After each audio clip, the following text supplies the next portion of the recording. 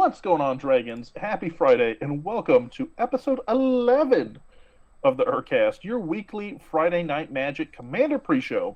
I'm your co-host, Cory. With me, as always, is Cole. And this week, guys, we're going to be covering all the happenings from the Wizards of the Coast presentation from Gen Con Magic at 30. Cole, how are you feeling this week? Feeling good, feeling good. Ready for a good Friday. You gonna play some Magic? No. I am not going to play some Magic actually this week. Because, as it so happens, as this episode goes live, it is the same day as my 5-year wedding anniversary, so I have some husbandly duties and dinners to attend. Wow, look at you on a date night. Yeah, and 5 years really sneaks up on you. I'll tell you that because it feels like we got married not 5 years ago, definitely a lot sooner. But yeah, 5 years. We're going out to the melting pot, so doing a little fondue action. That's gonna be awesome. Real quick, what's your favorite fondue dipper? Dipper.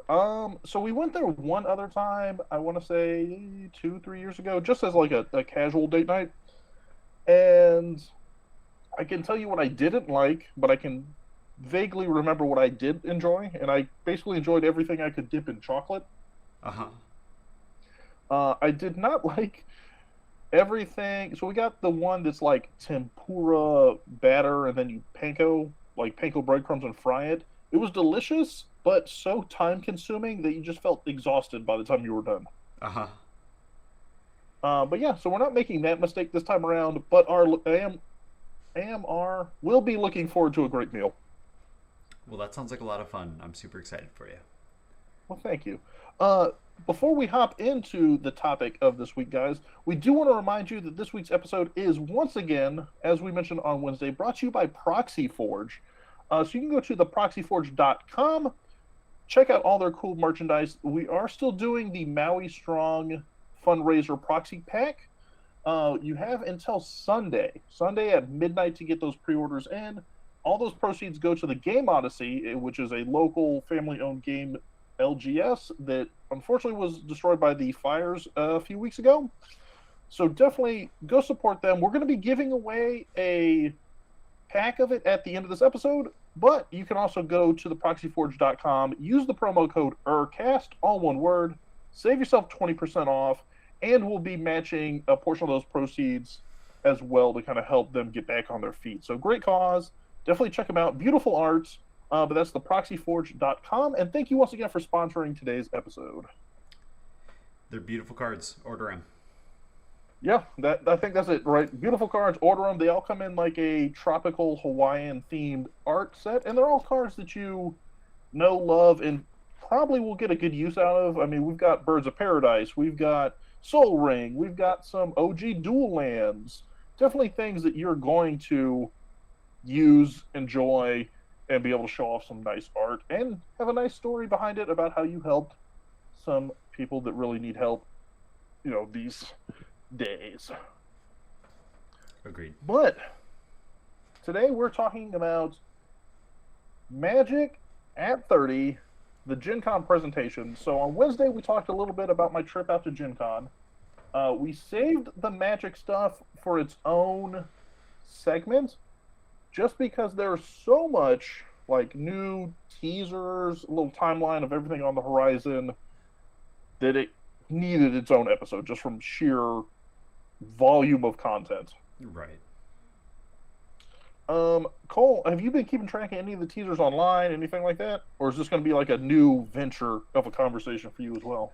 I'm familiar with a couple of these topics, but I'm also primarily aware of the wilds of Eldraine, like the immediate spoilers in the next quarter. So a lot of this from 2024 and onwards is going to be we're discussing it pretty fresh.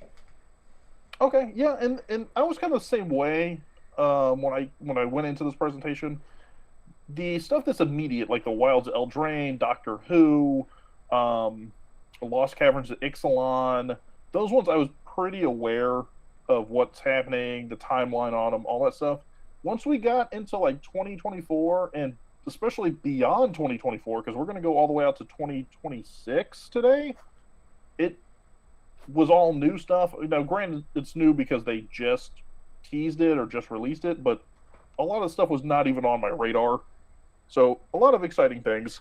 But to preface this conversation, so when we're at Gen Con, that Saturday, so the third day of the convention, we went to a Magic at 30 event hosted by Wizards itself. It was sort of a special reveal event in the fact that this was, when they say Magic at 30, this is not the Magic 30 proxy reprints or whatever from last year in Vegas. This is literally the 30th birthday at Gen Con where the game launched 30 years ago. So it was literally the 30th anniversary to the day.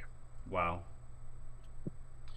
So we show up, and when we get there, there's like a decent sized crowd. There's not like a queue formed because we got there maybe 30 minutes before the event, and there's just people kind of lingering around, like just sitting around, kind of waiting for the door to open. And you see like a real small, maybe 5-6 person crowd, kind of in the center. So my wife goes, "Oh, well, what's going on over there?" Because they seem to be standing around this guy, kind of like milling about, maybe someone important. Look over, there's Mark Rosewater, just chilling amongst everybody. Wow, the stars among us. Yeah, star among us. I think it was kind of weird, though, that there was about 80 people sitting on the carpet, just kind of around the meeting hall. And only 5 of them or so noticed him, and he was standing like dead center. So they kind of clear off. I walk over because I was like, man, this is my opportunity to say hi to the guy.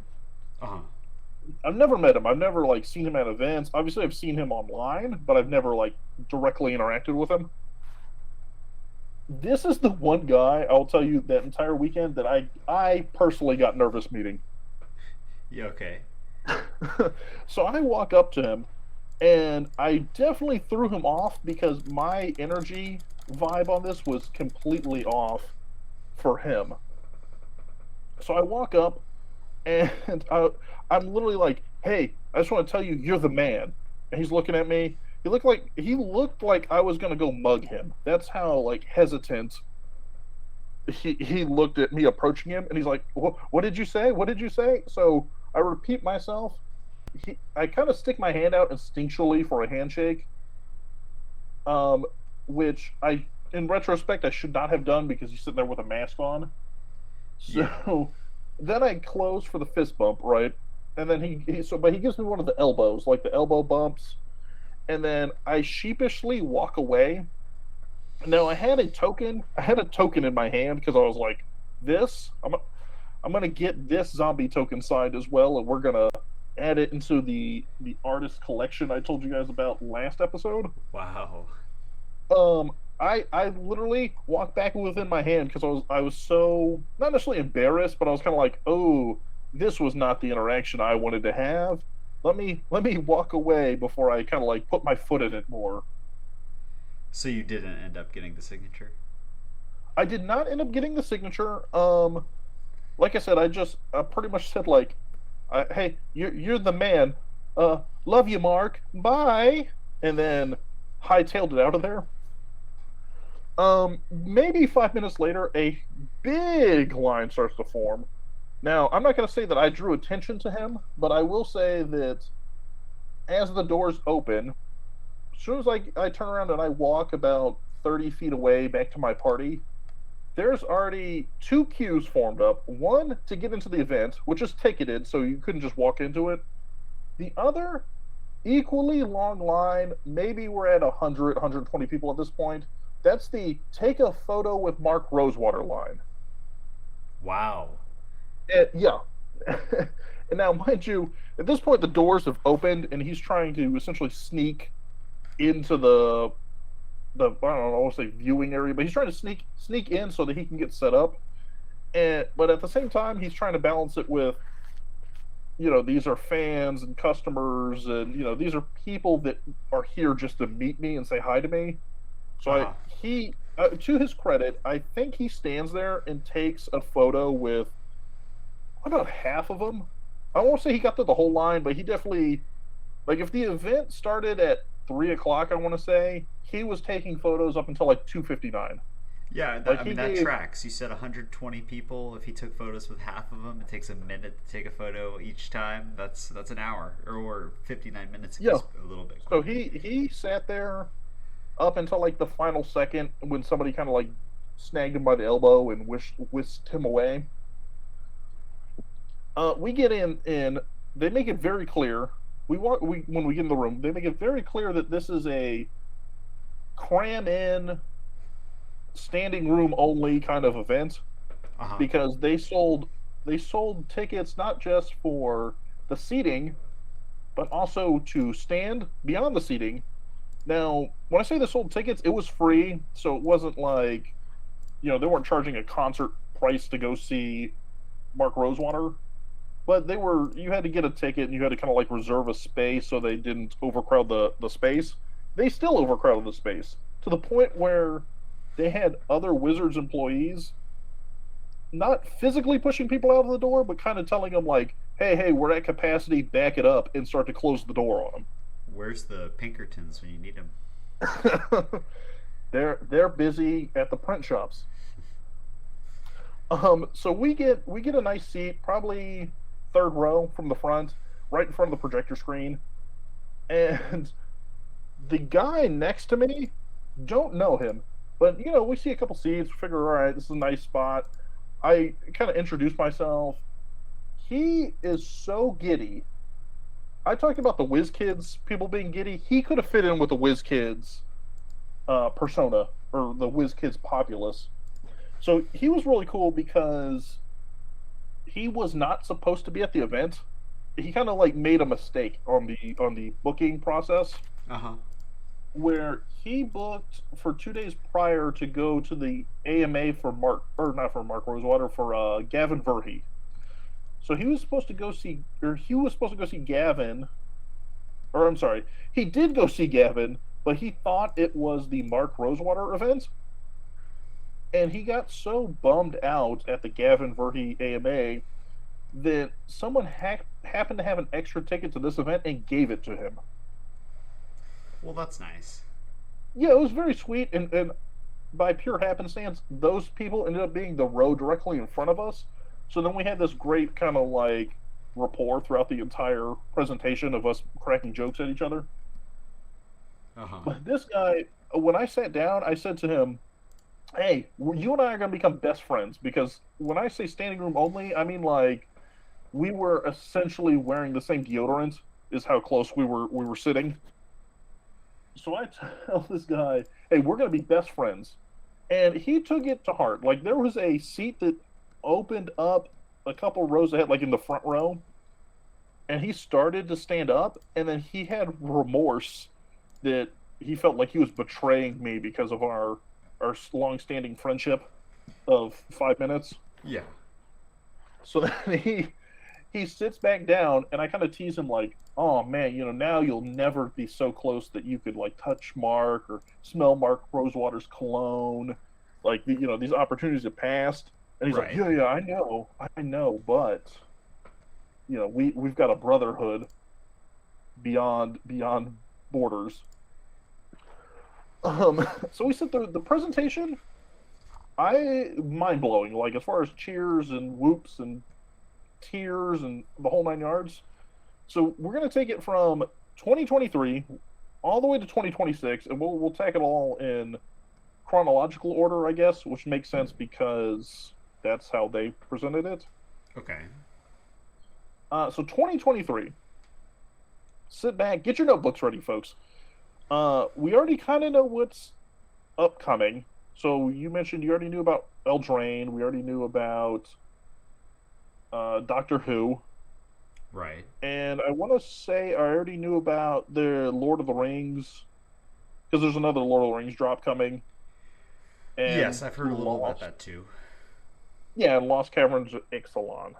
But we got a little bit more details. So the big thing is obviously with the Phyrexians gone, we're going to enter a new storyline. What the details of that storyline are, they did not really scratch the surface, other than to say it's called Metronome as a code name. And then it's going to be broken up into 3 acts. So the first act kicks off with Eldraine here in little less than a month. Right. And that's going to be the Omen Path arc. Now, obviously, this teased that the fact that the Omen Paths are left open, so you're going to be able to see different characters on different planes that you wouldn't expect. That's pretty cool. Yeah, it was interesting. I think the example that everybody's going to pick up immediately is Ashiok on Eldraine, because that's been the focus of a lot of promo material. Okay. Um, Now, with Ashiok being on Eldraine, the other thing they confirmed at this point is there's only going to be one Planeswalker per set for the moment. Now, is that the entire story arc, or is that going to be just this like first act of the Omen Path portion? No idea. But for the time being, one Planeswalker per set. But ideally, it gives you an opportunity to kind of explore, that one Planeswalker a little more and how they might interact with a plane that's not necessarily their home world. Sure, so kind of like a shifted role in that plane, and maybe like what we'll see, is kind of different versions of those planeswalkers, like at maybe a mythic printing, a rare printing, and a uncommon printing even, and kind of with different power levels and prices to boot. Yeah, and I think that's kind of neat. So they teased, I want to say, 2 Ashioks. I don't really remember what they did, but I'm sure we're going to find out again now that spoiler season's out. But I do like, I personally, I want to know how you feel about it, but I kind of like this idea because, at least for Eldraine, Ashiok makes so much sense for the story they're going for in Eldraine.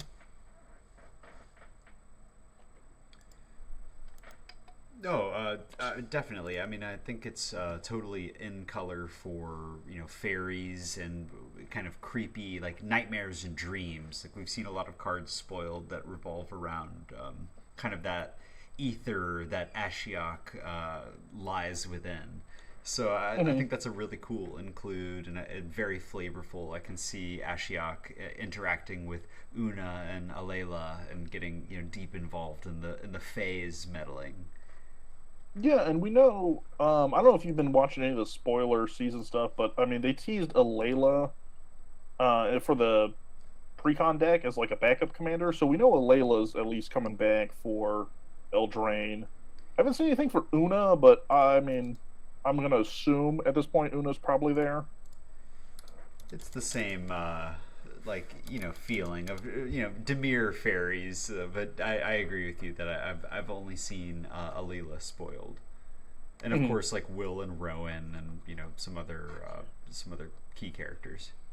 Yeah, now what this also tells you is, I mean, and they've kind of spoiled it a little bit up with Rowan so far, but that tells you Will and Rowan, no more spark. Interesting. I didn't think about it like that. Yeah, so if you know Ashiok has a spark, that already tells you Will, Rowan, and Oko, at least will not have a spark on this planes. Now we'll talk about Oko a little bit later because Oko may or may not be somewhere else. But we do know that, at least from promotional material, that Will and Rowan are still on Eldraine. So we can kind of just assume they don't have sparks right now. Right. But 2023, so we've got that. The first thing coming out of the gates is already up for pre-orders on Secret Lair, which is an Angel-themed Secret Lair deck. Not a whole lot to talk about there. It's mono-white, mono-white Angels. The only thing that's kind of interesting there is they released Arden Angel as being on this, or in this deck, which is not a particularly exciting Angel, other than the fact that it hasn't been released in paper, even though it's been released for like 30 or like 25 years or something at this point. Very interesting. Yeah, so I guess it's from a game I've never played, but I guess there was a Magic the Gathering game on Dreamcast that was like Japan exclusive that had 10 or 11 cards that were just for the game, and this is one of those 10 or 11 cards, so it's never been seen off the Japanese Gamecast game. Well, that'll be a pretty cool include. I'm looking at the deck right now, and it has some gorgeous alternate arts, especially if you're a fan of Gisela and Bruna, who meld together into Brazella. It's got some sweet reprints in there, including Commander's Plate and several beautiful lands. So I don't know. It's a pretty good pickup. Yeah, you can correct me if I'm wrong if you're looking at it. I want to say it's like $150. Ooh, you would be wrong, Corey. It's Oh, oh, $149.99. thank you, the savings. By the way, our promo code ERCAST does not work on secretlayer.com.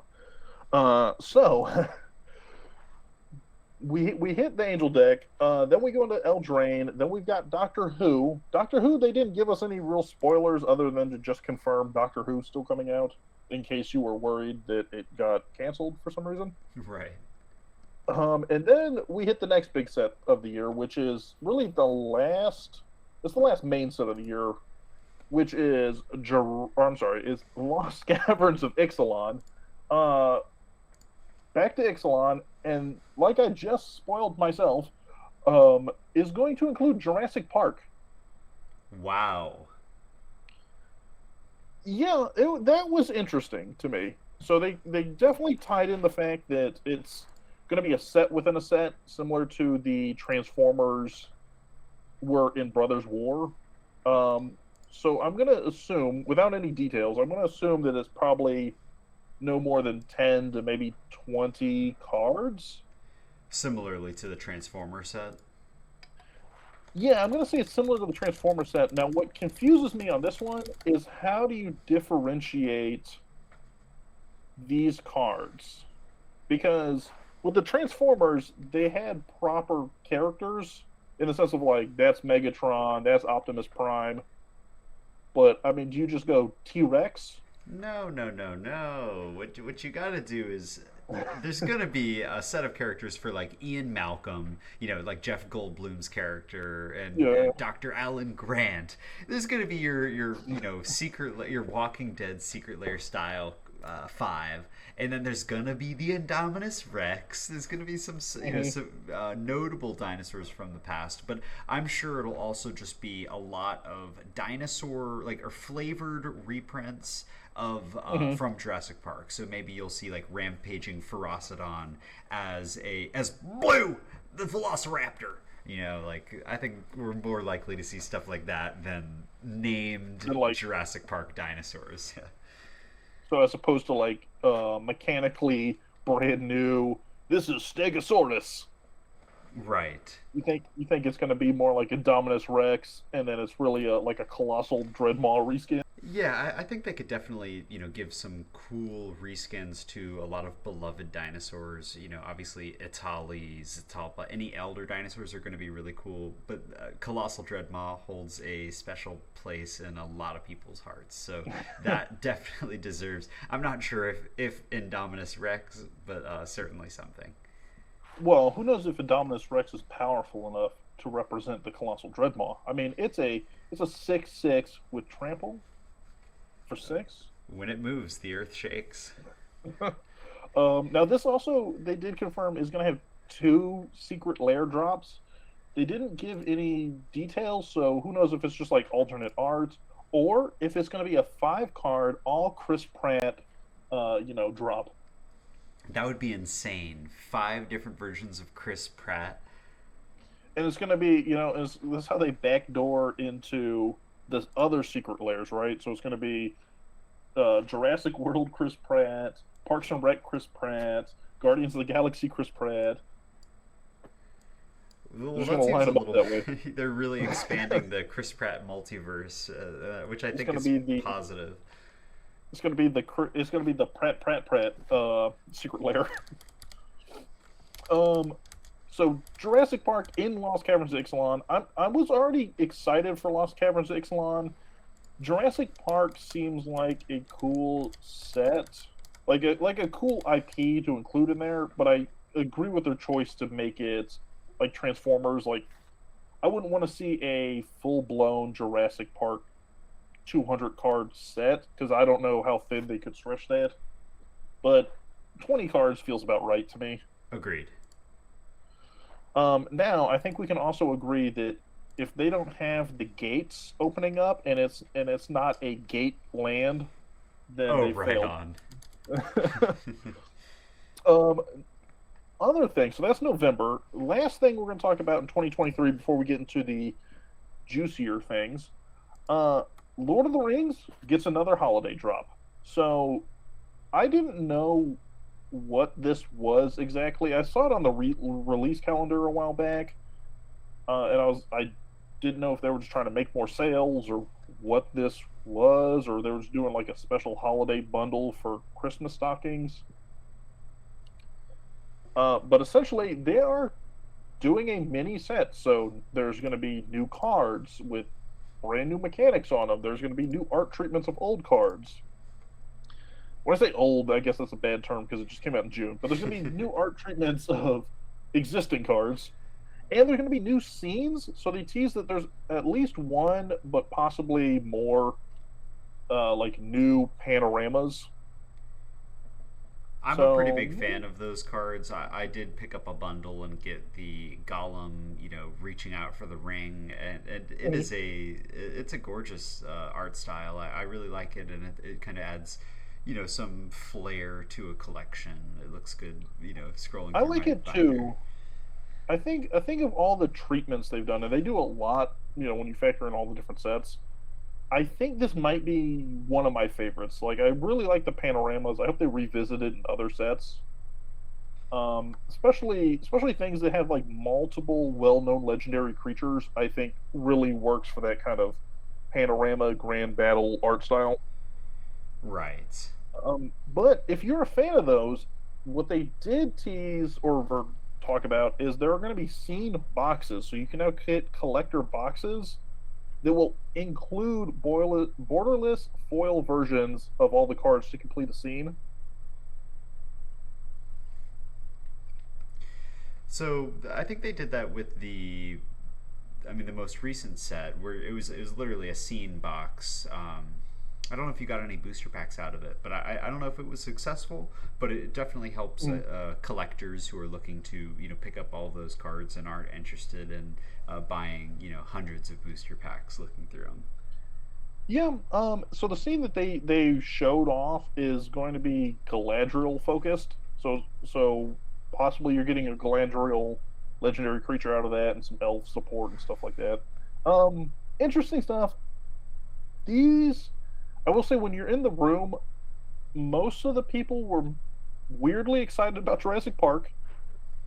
And that was about it. Everything else was kind of like, all right, we knew about this, we're excited for it, but it just kind of checked off a box that you already knew about.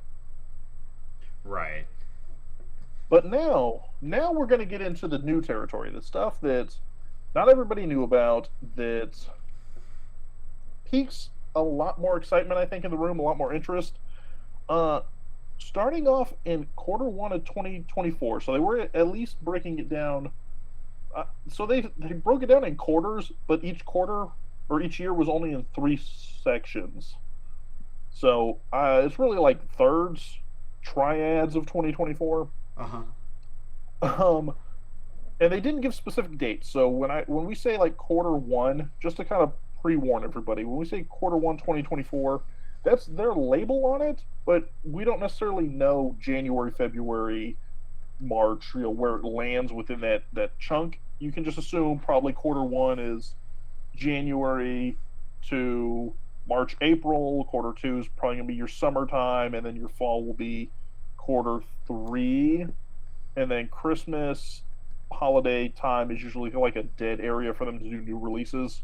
Right. So just assume at November we're cutting that off. But they did at least give it to us in like semi chronological order, so hopefully we can go like this will be set followed by this set followed by that set, even if we don't have an exact date on it. But kicking off 2024, we did Dominaria remastered. We did Innistrad. Uh, Now we're going to Ravnica. Return to Ravnica. Yes. Now they were very specific. He was very specific, and you'll find out why in a second. That this was not Return to Ravnica. Um, but this is the 10th time of going to Ravnica, which I get that it's a beloved plane, but seems very exhausting.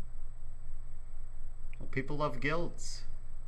Yeah. So this one Mara was able to confirm on this is it's going to be very guild focused. It is our 10th time. We haven't been to Ravnica since 2019, by the way, so it's nearer than other sets we visited or other planes that we visited, but there's been, at this point, there will have been like 5 years since we've been there once we hit 2024. Um, there's not too much they talked about other than if you like guilds, we're going back to guilds. If you like things from the previous sets of Ravnica, you're going to see them in like retro frames, similar to what they've done with other remastered sets. Uh huh. So they did tease a couple cards. So Krenko, Arc-like Phoenix, and Hollowed Fountain. They teased all three of those, showing them in like different or in the retro frames. Yeah, I think they're cards deserving of a beautiful, treatment. That sounds fun. Yeah, Arc-like Phoenix really, I will say, really looked like it belonged to the old frame. Haloed Fountain kind of threw me off looking at, but Krenko's the one I think looked the nicest in the old frame. Arc-like Phoenix felt the most natural in old frame, and Haloed Fountain I would not want to pick up in that frame. It threw me off too much. Now the artwork to this, which is going to be horrible for the audio listeners, but the artwork for this is clearly it's raw. Like, Yeah. and he's fighting what appears to be a series of dragons. Fighting, or is he commanding them? I couldn't tell you. He's got such a smile on his face. He does look like he's enjoying himself. I spent in the bottom left corner, I will say, above the logo, but underneath like Raw's armpit, there's a dragon breathing a bunch of fire. I looked at that thing way too long to try and figure out if I could identify that dragon, and I could not. It I kind was of like, looks like some sort of Utvara Hellkite or something to that effect, with those horns curling back in. yeah. So it threw it like my first inclination, because obviously it's Ravnica, is Niv Mizzet, but I was like, it's clearly not Niv Mizzet in the art. Like he's got such a pronounced look to him. Uh huh. Now, this one, so if Rawl is on the front, my two wonderings are a if this were since it's a remastered set as opposed to like a main set or a main storyline set, if this is going to fall under the one Planeswalker rule. Right, because then they're already kind of locking themselves into Ral. Yeah, unless of course Ral you find out is desparked.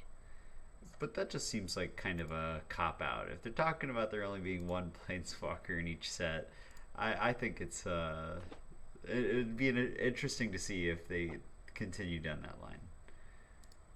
Yeah, so I'm gonna assume this is me going out on a limb, but I'm gonna assume at least the first story arc, the like Omen Path story arc, is gonna focus on one planeswalker per set, and then I think things might change once we get to the second portion. Okay. But Raw. Let's assume he's still a planeswalker because it does, like you said, seem like a bit of a cop out to show him right up front and then be like, and he's not the planeswalker, or he's not the feature of the set. Right. Now, if remastering Ravnica tickled your fancy, and you did mention Return to Ravnica, might I interest you into another set that takes place on Ravnica right after Ravnica Remastered, Uh huh. and that's going to be Murders at Karlov Manor. Ooh, a mystery. It is a mystery. Now, they, I will say Mark was like 100%. Yes, it takes place on Ravnica. No, it's not related to Ravnica Remastered. We just like Ravnica. It's a cool place to be. No, it has nothing to do with the guilds. It Uh was huh. literally like it's on Ravnica, but it's like a plane within a plane or a hat on a hat. Like it's there, but it's not really part of it. This was the most when he revealed it. So this one got like a big, praise and cheer. It was very mechanically interesting from what I could understand. So the whole set takes place within Karlov Manor, and it's designed to be a murder mystery. So within the cards themselves, they didn't tease any specific mechanics, but within the cards themselves, the set supposedly includes like puzzles and mysteries on the own cards. So as you're playing the set, you are also solving the murder mystery that exists. Well, that's a pretty cute idea. It is an interesting idea. Um, the promo art that you see in front of Cole and I see in front of us, it has what 6 characters on it, and I personally don't recognize all of them. There's some that jump out to me right away, but I will say the ones I do recognize, they're all not highly reputable characters. So I'm going to assume the set maybe like has a build your own ending into it of you can figure out the murderer because they're all not the sweetest characters. I'm personally hoping for some sort of clue style, oh, I killed him in the parlor with the candlestick. Some sort of equipment theme. I think there's a lot of potential here for this to be pretty cute. Yeah, I think it's going to be fun. This is definitely a clue investigation kind of deck. I want to say I could see Connive coming back for this set too, Uh huh. Very just from much a so. flavor standpoint. So of the 6 characters, the ones I that jumped out to me right away, we clearly have Aurelia, we've got Massacre Girl, and we've got Cranko. Okay. Now, of the other 3, we've got guy in a blue trench coat with some kind of fractal illusion thing coming out of his hand. Sure. One person who I swear I was looking at going, is this Judith, the Scourge Diva? But I could not make the art match up enough for my brain to check it off. It's a good try, but I agree with you there. And then the person that I have no clue who it is, but I want to know the most about. The This, Inspector Dinosaur Raptor yeah, Gentleman. there's like a frilled raptor lizard man thing, and he's got some kind of like Inspector Spectacles jeweler's glass thing going on. It's a good look. I'll tell you He's that. listen, if this artwork right here is 100% the biggest promotional piece for Lost Caverns of Ixalan I've ever seen, because I now have to know everything about this character. Yeah, I'm hoping that they'll maybe release some fun spoiler videos in the meantime before it comes out, and we can kind of get some characterization to this guy because he looks like a serious chap.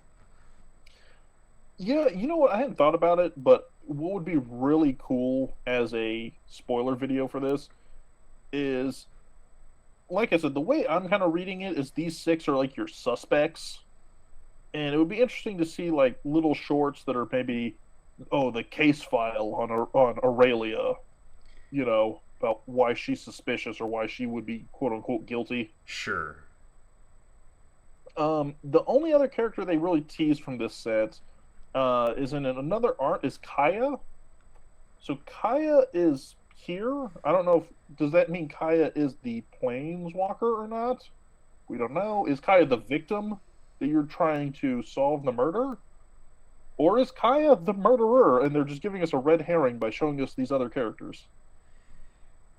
Well, wherever she goes, ghosts are typically involved. So I think we should expect some interesting interesting characters at the Karlov Manor.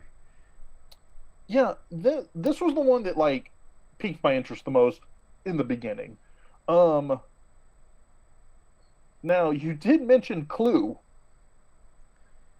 Right. I the, so after this, they did tease that there's a Clue partnership coming out because I believe it was the 75th anniversary of Clue that's going to launch simultaneous with Murders at Karlov Manor.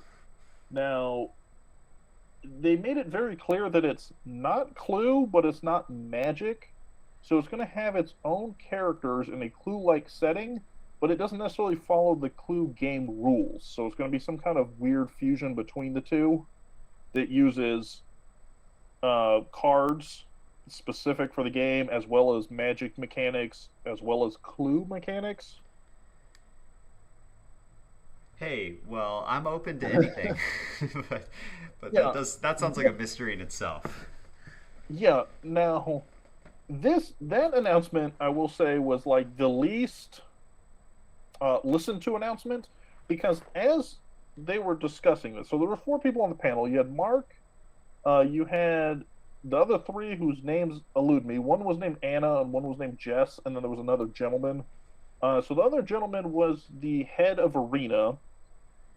There was Jess, who I believe was the head of Universes Beyond specifically. Okay. And then the there was Anna, I want to say. I could have her name wrong, but she was the one operating the projector slash she seemed to be the like chief of staff, maybe like head of HR that was there. She was not in a development role, I can tell you that. She was more in like a administrative role. Okay.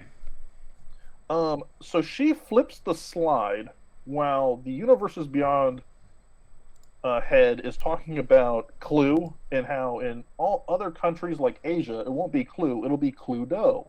Now, the very next slide is just coming soon, Magic the Gathering with Vault Boy from Fallout above it. Uh-huh.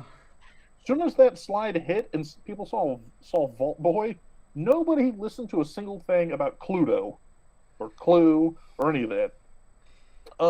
Now this one we did get a hard, quote unquote hard date on, which is March 2024. Fallout's coming. That's going to be super cool. Yeah, now this is cool. So it's going to be four commander decks. They didn't highlight what commander, like what deck What applies to what factions? play style, yeah, or what faction. But I do kind of like this idea because what this shows me specifically is what their plans are for Universes Beyond going forward. So when they've got small IPs like, and when I say small, I mean like small creative space, right? So when they've Uh-huh. got tighter IPs like Jurassic Park, it makes sense to just make them sets within a set. When they've got stuff that has clear factions like Warhammer or Fallout or Doctor Who, maybe we can see more Universes Beyond commander decks.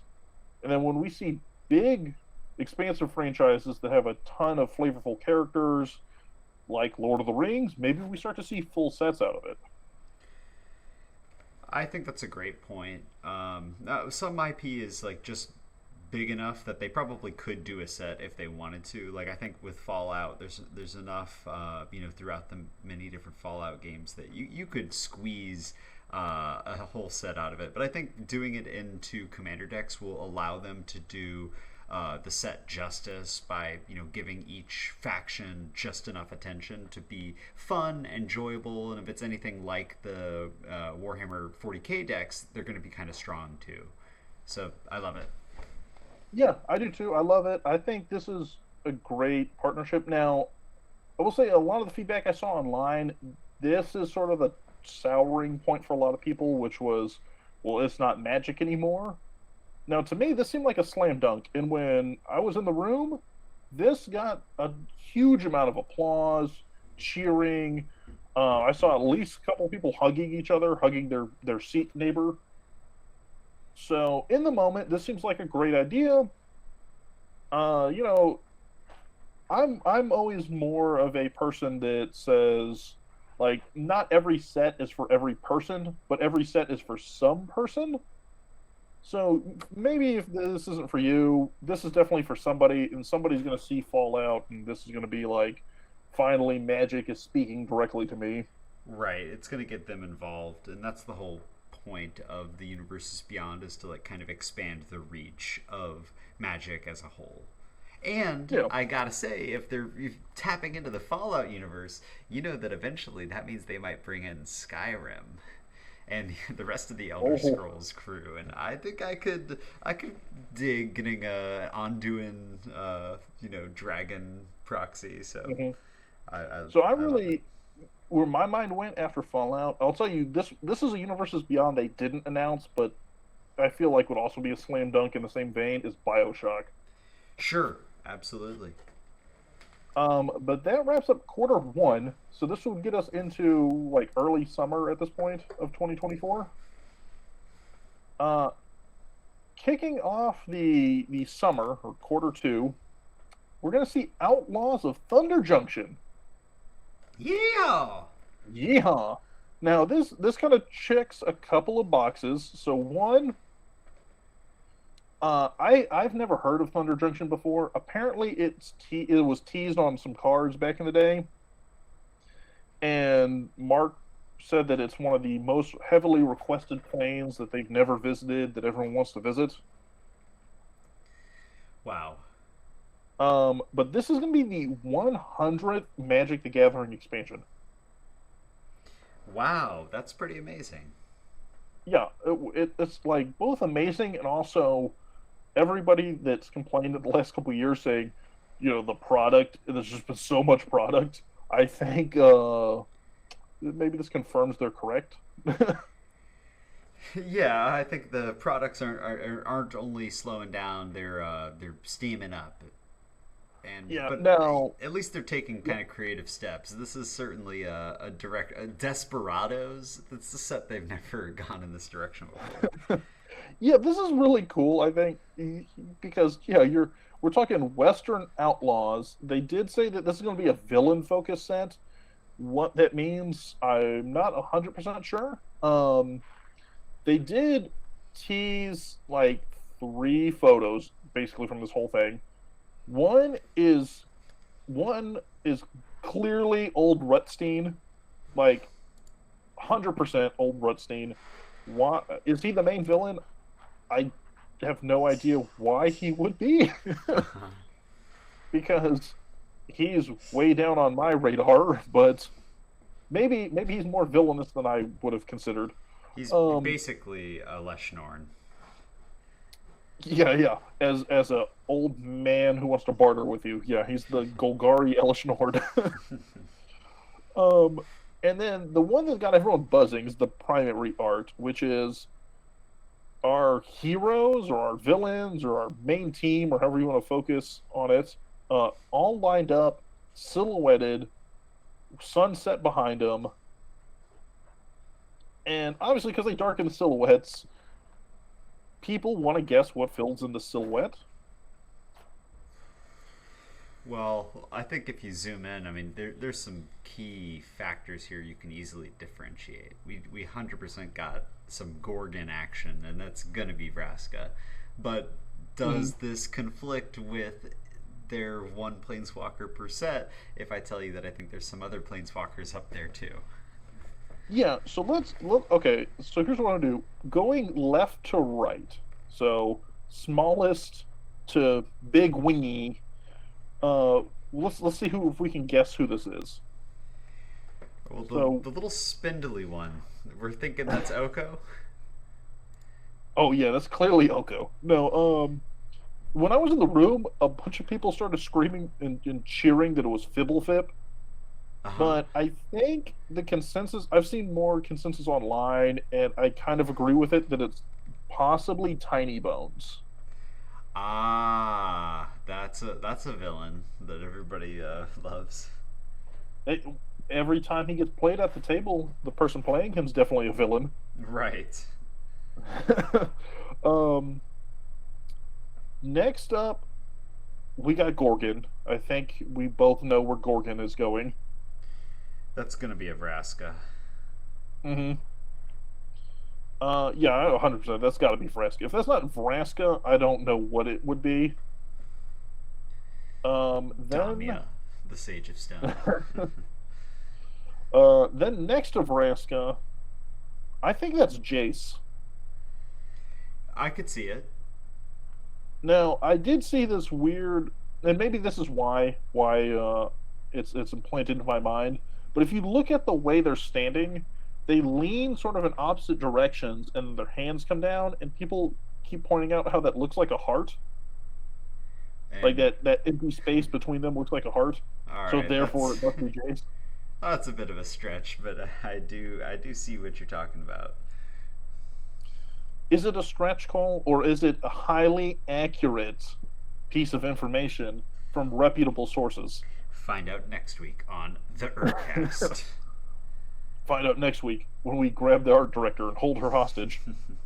Um, Next to possibly Jace is clearly the same person who's over staring over them all in the sky. You can kind of tell from the ornate shoulder plates.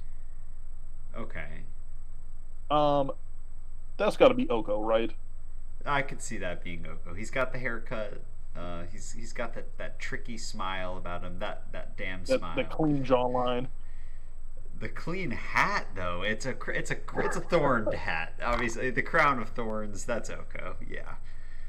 Yeah, I mean this one obviously is like, well, I won't say it's the easiest to identify, but you got a much larger photo of him in color, so I think you can easily identify him. I'm gonna say the easiest to identify has got to be Faraska to me. Um, Now the next one, I have no clue,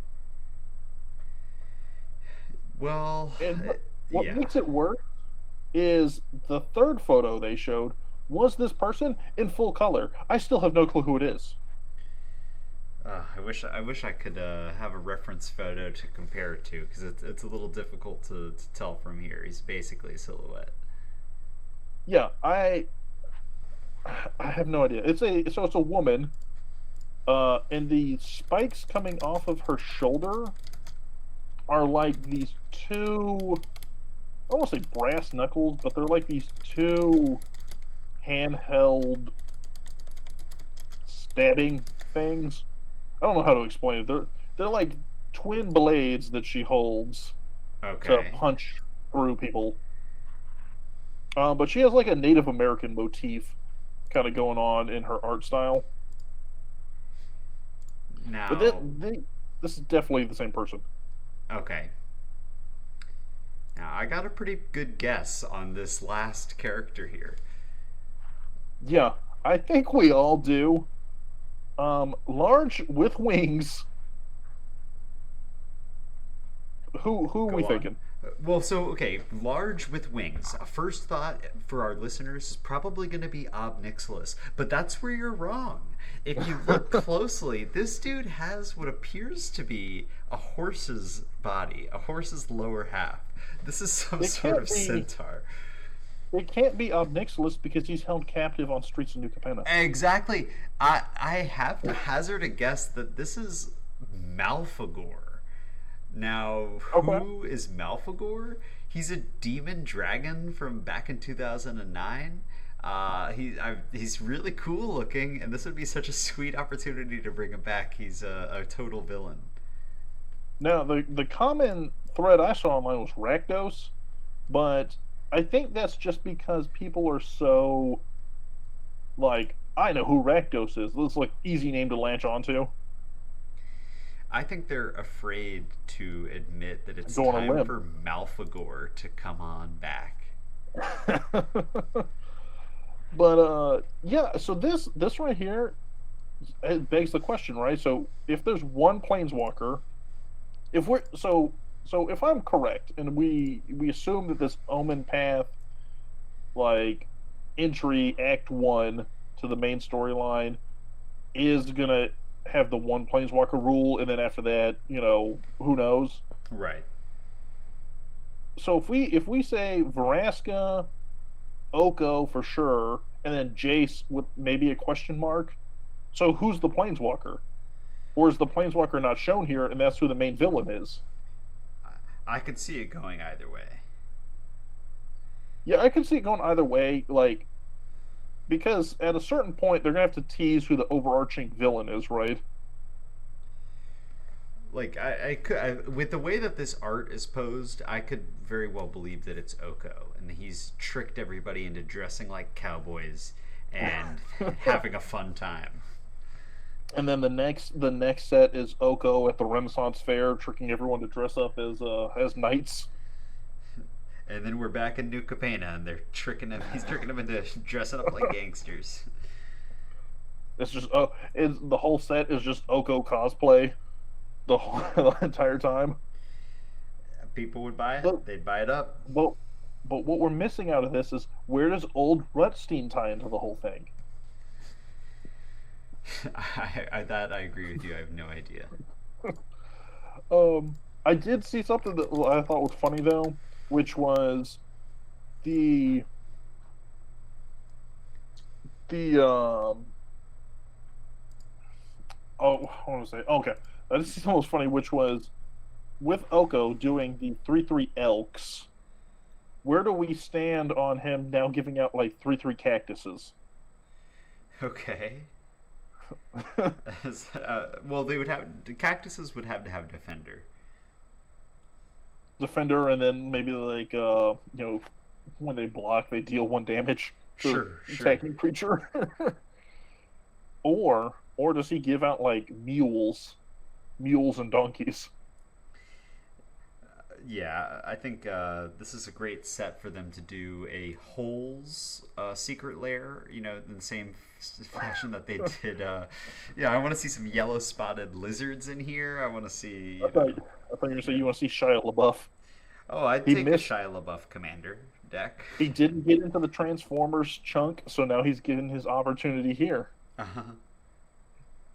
Um, so Outlaws of Thunder Junction, that wraps up the Omen Path arc. Next up, Modern Horizons 3. They've done it again. They have done it again. This one I'm really excited for, because I entered the game right after Modern Horizons 2, so I didn't get a chance to experience the first two, but I do have like really fond attachment with a lot of things they did in Double Masters, as far as like new commanders and stuff like that. Right. So I'm interested to see how they push the envelope in Modern Horizons 3. Yeah, I know. I mean, if it's the top selling set, they have typically a pretty big, a reason to pump some power into it, and so I'm excited to see what they come up with. Yeah, I didn't know that, but yeah, that Modern Horizons is the top selling set of all time, the first Modern Horizons. What I did find out though is, do you know Lord of the Rings is already the second highest selling set of all time? I'm definitely not surprised to hear that. With Which everybody means, chasing that ring. yeah, which means that like by the time we get to Christmas, that might become the top selling set. Uh huh. Um, Now the one big teaser that came out of this was they wanted to push the envelope a little further from what they had in Modern Horizons 2, which what they did not have in Modern Horizons 2, and Mark teased this like heavily, like he was like, "This is the thing that's going to separate 3 from 2." Okay. Is when Modern Horizons 2 came out, they did not have MDFCs, so he was 100% like, we're going to start focusing on having double-sided cards that didn't exist at the time. That's super cool. I love MDFCs. I think they add so much variety to a deck, like in the mid stages and the late stages of the game. if you don't know what MDFC stands for, it's modal double-faced card, which is basically those cards that have, sometimes they'll have a land on one side and a spell on the other. So if you get it in your opening hand, it can help you make a two-lander into a three-lander. But if you get it in the late game, you're casting that son of a bee and getting usually a dialed-down effect, but it's better than drawing a land. Now, with this, I do have one other. Like, this is a confirmed, by the way. This isn't like a little teaser, possibly. This is confirmed in my heart. Not through WotC, but in my heart, this is confirmed. Okay. The two pieces of art they teased for this said, one, lady with a Hydra. We're not talking about that. We're going to talk about the other piece of art, which was the Eldrazi coming out of the ocean above the Modern Horizons 3 logo. Interesting. But what I think they didn't pay enough attention to is when you look at that art piece, the entire left side of the art, 3 Eldrazi, Titans coming out of the ocean, the logo's right there. Like, it's a perfect piece to kind of like crop down and showcase just that. Then the middle third, just water, right? Just stormy seas. Then the far right third, we see a small sailboat being tossed about in these seas. And we all know what that means, right? When there's a boat in water, it's gonna get rocked. Wrong. Dan support is confirmed. The Eldrazi's are coming to Dan. I'm expecting very very soon a Dan secret lair with 10 unique Dandans. By the way, you want to make a bunch of people laugh in a room? You say that very loudly, and you while they're cheering, and you hear the 4 people in front of you about choke.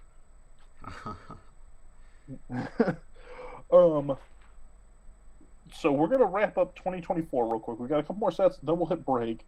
3 more. Now we're in quarter 3 of 2024. Assassin's Creed. So we saw Fallout in the beginning.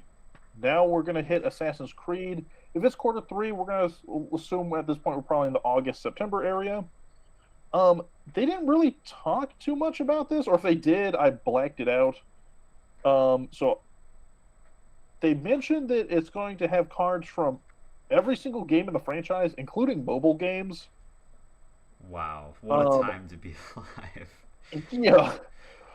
What that means, I don't know, because, yeah, there's the assassins themselves, but you're not going to put in, like, the historical figures from Assassin's Creed because of the big faux pas issues they had way back in the day with... Right. Like Alexandria's library and Aladdin and stuff like that. The Crusades. Yeah. Now, what is weird that comes with this is they said that this is going to have a new booster type called the Beyond Booster. Go on. That essentially means the booster, what they told us, the booster's not going to be draftable. And each booster is going to be like a mix between modern legal cards, like brand new modern legal cards. They'll go straight to modern as opposed to passing through standard. Okay. And like reprints of already existing cards. But the concept is that each booster pack is going to tell a self-contained story. So you open it and you go on like one of the missions from Assassin's Creed within the booster pack itself.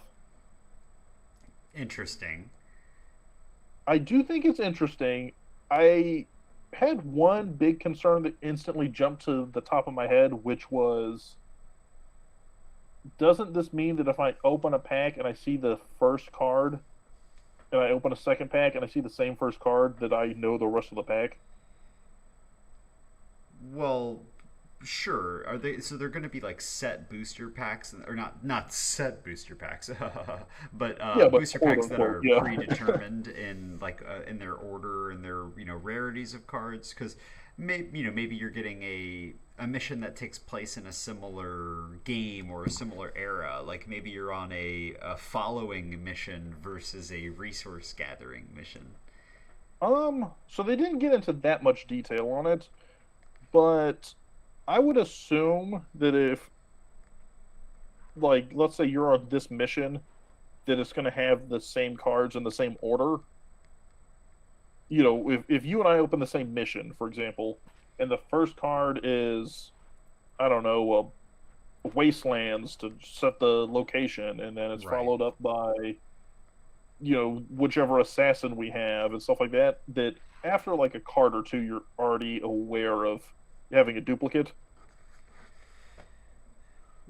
No, I I could think be it's wrong because that's just me speculating, you know? in a booster pack you're typically kind of consigned to the fact that you're gambling, but this seems like controlled gambling.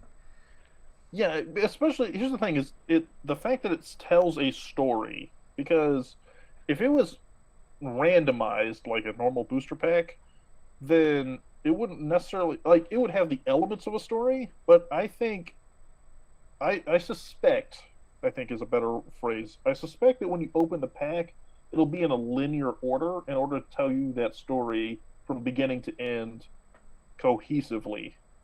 Okay. Now, I could be wrong. I just think that's I think it's interesting.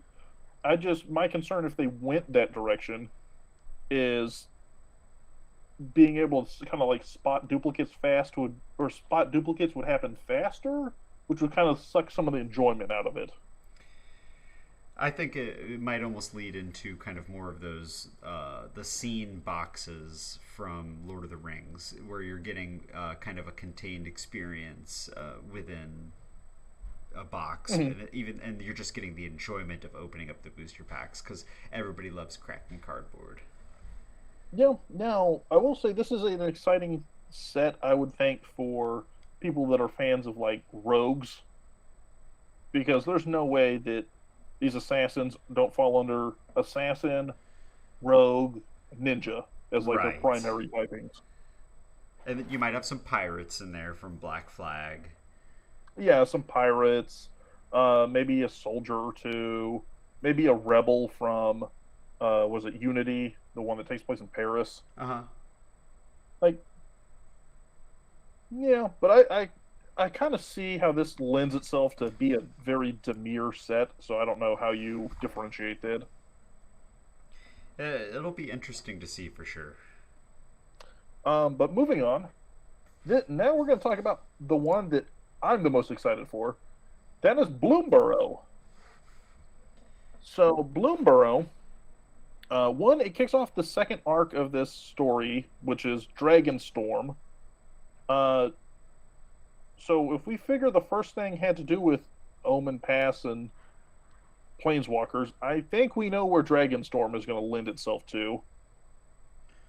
Um, and it has a very like when we get to there, I think where it concludes makes a lot of sense. Okay. But Bloomborough, no humans are present on Bloomborough. This is going to be a fully anthropomorphic animal set. So you're going to have your mice, your raccoons, your rabbits, your bears, your wolves, all that kind of Oh stuff. my! Oh my! Um, this art was teased a couple weeks ago, and I without the Bloomborough title on there, and I think a bunch of people instantly thought Redwall, like Secret Lair Redwall edition. It's really beautiful art. There's a gorgeous burning wolf being confronted by a very brave mouse warrior with an awesome leaf cape. And you think that's his sidekick or his sort of buddy? I don't know what their hierarchy is, but there's a lightning bug flying right next to him that looks like he's got some good intentions. What I read is partners confirmed. Now what's interesting about this is Mark specifically brought up the fact that all these are going to be scaled to the world. So the big creatures, the bears, the wolves, the foxes, stuff like that, are going to be the 7/7s, the 8/8s of the world.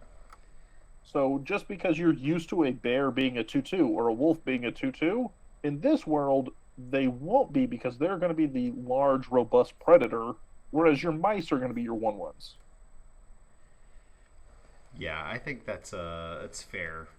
You wouldn't expect a mouse to punch that hard, but I do think taking a bear out of a tutu, you can't take the tutu out of a bear. You know, you can take a bear out of a tutu, but it's gonna cost you.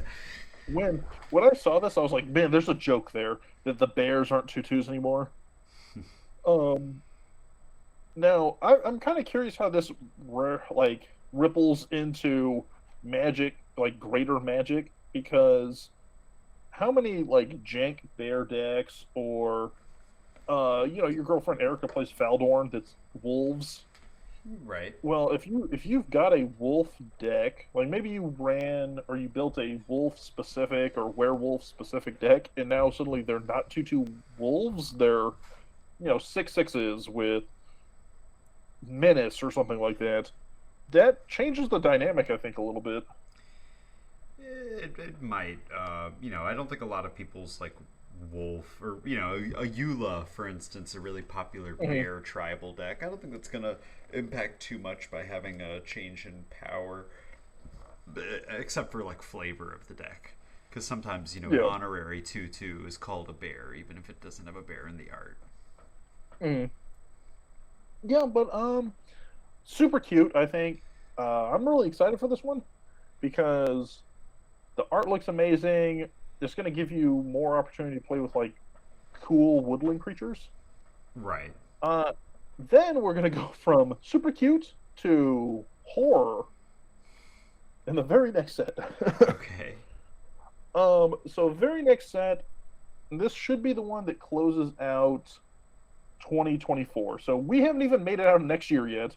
But to close out 2024, I'm gonna go on a limb here and say that this comes out around Halloween. But we have Duskmourn, House of Horror. So the entire plane exists in a single haunted mansion, Wow. not to be confused with Murders at Karlov Manor, which is the entire set takes place in a manor. Which is a perfectly different environment, just by order of definition. They're not recycling ideas at all. Yeah, whole plane takes place in this entire manor. It's teased to have all the modern horror tropes. So you know, dimly lit room with single light bulb, the corridors that shift on you, the crazed axe murderer, stuff like that. So they wanted to make it more focused on like Texas Chainsaw Massacre 60s, 70s kind of modern horror as opposed to your vampires and kind of like gothic horror. Right. I want to be receiving calls from inside the house. I want to be Mm-hmm. fighting Jason. I want to be fighting Michael Myers. Like, give me these secret layers. I'm ready for it. Yeah, the art, by the way, the art of this one looks really cool because if you notice, the large demon thing is the manor. Oh, that's super cool. Now, at first thought, it definitely looks more like a moth to me than a demon. I see a couple pair of legs here. I see what look like some good wings. I'm thinking this is a Mothman set. So I'm going to paint the picture here, and you can tell me if you think I'm on the right track or not. So the art itself is a large, I'm not going to say skeletal, but definitely kind of like emaciated figure. Has two branching large white wings, and the wings seem to spindle off into like a series of holes and tunnels, not like a Right. catacomb, but sort of sponge like. And its base is three walkways that go into the interior of the Mothman, and they're lit up by flames. Now the back of this creature looks like it would be the inside of something's lung to me. I could definitely see that. Like we're inside the manor rather than outside the manor from this perspective. Mhm. Yeah, it's very interesting. I'm kind of curious to see where this goes. If this goes in sort of like a Cthulhu-esque direction, but I'm down for it. I think this is flavor-wise. It looks interesting from the art. I think it looks like a lot of fun. I'm excited to see what direction they take this, and if it gets too spooky, just know that I'm here for you, Corey. I told I told my wife that it's going to be my favorite set followed by her favorite set because she likes a lot of the like things that go bump in the night horror movies. She doesn't like to watch them by herself, but she likes that they exist, and then she likes to rope me into watching them with her from time to time. Okay. Um, so we're gonna go from cute, fun little animals where I'm gonna be happy to Duskmorn, House of Horror, where she'll be happy. But that wraps up 2024. I think at this point we're gonna go ahead and take a quick break, and then we're gonna hop into 2025 and 2026 where things get a little murkier. All right. We'll see you in a little bit. But wait, Cole. Well, what's Before we up, go on Corey? break, why don't we give away a Proxy Forge Maui Strong Oh, for the you just Proxy? love to do that, wouldn't you? I would love to do that. We're gonna give away two this episode. I know we talked about giving away one, but we're gonna drop a little surprise, and we're gonna do two. So we'll do one now, and we'll do one at the end. Uh, Same thing as normal. We've got a question that's attached to it. Uh, but shout out to the Jobless Game Dev. Follow. Thank you for following us on Twitter. Thank you for giving us a question, and thank you for showing support to an amazing cause. But he would like to know, what commander do you refuse to play against? Well, I don't refuse to play against any commander, but I do have kind of a, I don't want to play certain commanders into other commanders. Like, I'm not trying to Mhm. sit down against you if you're playing your, Kibo artifact destruction deck. And I'm not playing my, Memnarch artifact tribal deck. It's just not going to happen. I'm not going to set myself up to be, goofed on. But I will Mhm. play against any deck, once or twice. Like, the only thing that comes anywhere close is I'm not a huge fan of Toxrill. I've made that known. I'm happy being the guy who hates Toxrill, but I'll play against Toxrill, but I won't be happy about it.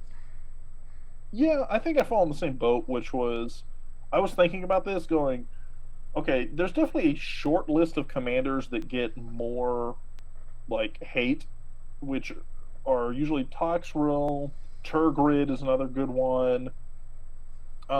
Things like that, Urza, like OG Urza, Uh huh. where people just don't like to play against them.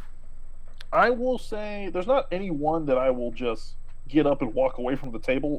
I'll play the game, but I think you're on the right boat, which is if I'm running like artifact destruction, you're not going to sit down and play an all artifact deck because the gameplay is miserable. So I don't think there's one commander that I would refuse to play against, but I would definitely want to tailor my matchup so that it's not as much of a hellscape to play through it. Well, and likewise, I might say that the only commanders I would refuse to play against are ones that I know are going to have like a bad time like into my deck. And that being said, if I'm like, hey man, I really want to play this deck, and I know like I think it might counter you. Like, I'm playing a deck that's all about playing around with shuffling my graveyard into my library. You're trying to play a mill deck. Like, it's just not going to happen right now. I would suggest maybe we look at another like a different matchup, but I wouldn't Mhm. stop somebody from picking their own bad matchup into mine if they wanted to give it a try. Yeah, fair enough. But thank you, Jobless Game Dev. Great name, by the way. Hope you get a job. Uh, but thank you again. Great question. We'll be reaching out to you to get all that shipping information. And congrats on winning a beautiful set of Proxy Forge proxies.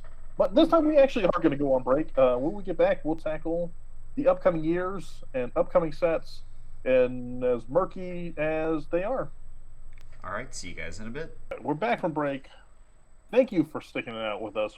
We have made it through Wizards of the Coast of 2024, but they teased 2025 and 2026. So we're about to head into those. Now, I will warn you, things get a little more hazy at this point. They don't necessarily have beautiful art, they don't have set names, they may not have a lot of information, but we're going to try and dissect what is there and just see what we come up with, I guess.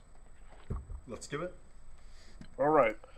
So 2025, we're at this point 2 sets so far into the Dragonstorm like story tier arc.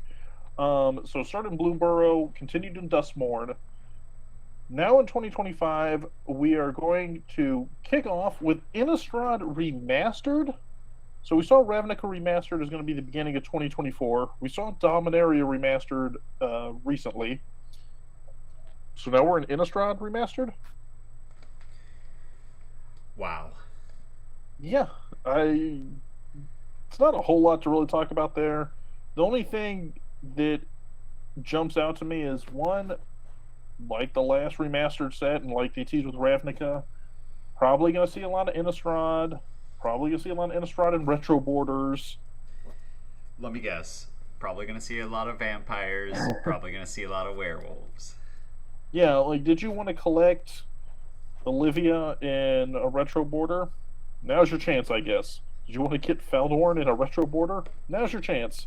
That's pretty much about it, I guess. So, now, the one thing that does pique my interest here is if this is a sign for the future that we're going to start seeing remastered sets every year.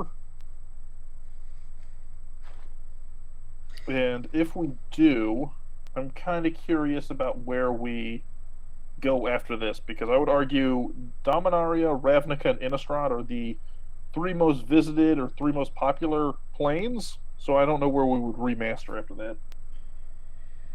Well, we got to start going back even farther. We got to go back to the Ice Age. Back when things were on the real world. We're gonna do Portal 3 Kingdoms Remastered. You're gonna get old bordered everything, because everything was old bordered. Following Innistrad Remastered, now we enter into the code name territory of things. So Mark named them all after sports.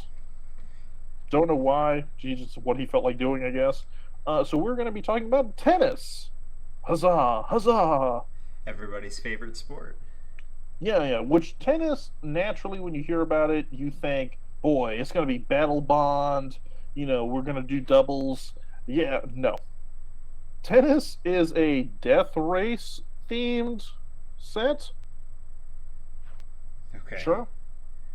Only thing they teased about it is a bit of concept art, one of which looks sort of like a Tron cycle if it was also like a 3-wheeled spider, and then one that appeared to be a spirit-powered, like, dune buggy, for lack of a better term.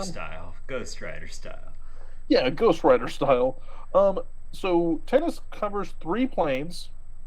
He wouldn't tell us what planes they were, other than the fact that 2 of the planes have been visited before, but have not had a return set, and the 3rd plane, I guess, has been featured on cards, but has not been visited in a premiere set. Now, when he says premiere set, I don't know if that's just a throwaway line, or if that's like one of those gotcha specific teasers, like, well, it appeared on a side set, like suddenly we're going through, Infinity or something.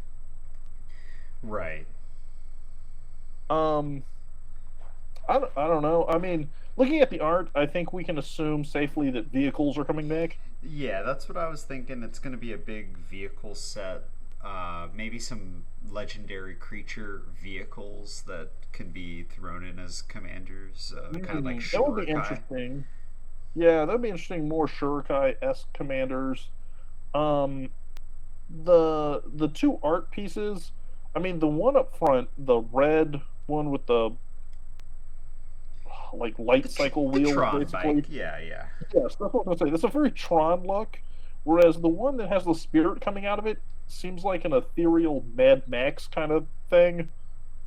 I would agree with that. So I'm not sure where we land on this. If this is going to be more sci-fi y, or if this is going to be more Mad Max style. No, it didn't say Death Race, so I'm gonna lean more on the Mad Max style of things.